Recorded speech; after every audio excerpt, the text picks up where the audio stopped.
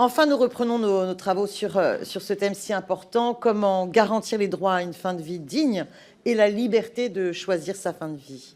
Notre groupe écologiste et social déplore le choix du Premier ministre de scinder le texte que nous étudions avant le couperet de la dissolution en deux textes distincts.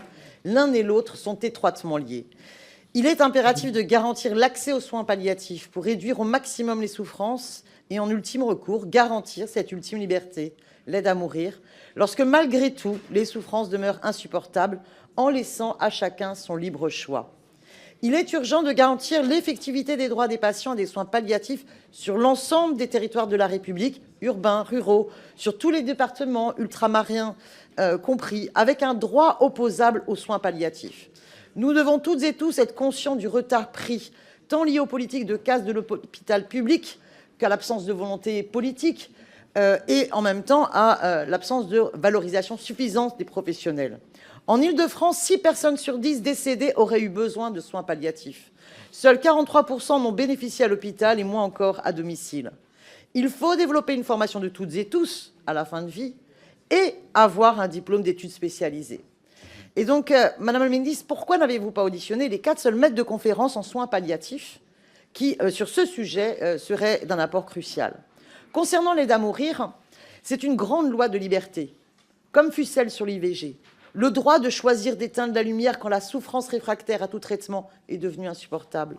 C'est un droit dont on espère d'ailleurs que peu voudront y recourir, mais qui doit exister selon le libre choix de la personne et qui garantit l'égalité quand on sait que celles et ceux qui en ont les moyens, aujourd'hui, eux, partent en Suisse, en Belgique.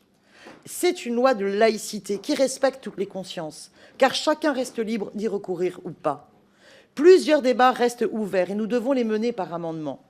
L'extension ou non aux causes diverses de l'affection, notamment accidentelle. La prise en compte des directives anticipées pour pouvoir décider, quand on est en pleine conscience, de ce que l'on veut décider pour quand nous ne pourrions plus être en pleine conscience. La réduction des délais pour garantir l'effectivité du droit. Ou encore le libre choix par la personne de celui ou celle qui administre la position létale. L'instauration d'un délit d'entrave comme pour l'IVG. Pour tous ces débats, les positions sont partagées, y compris au sein d'un même groupe politique. Et j'espère que les conditions du débat permettront à tous les points de vue de s'exprimer comme c'était le cas l'an dernier. Maintenant, on s'interroge fortement sur l'intention du gouvernement. Après avoir porté le texte l'an dernier, il revient aujourd'hui sous 2 formes de proposition de loi.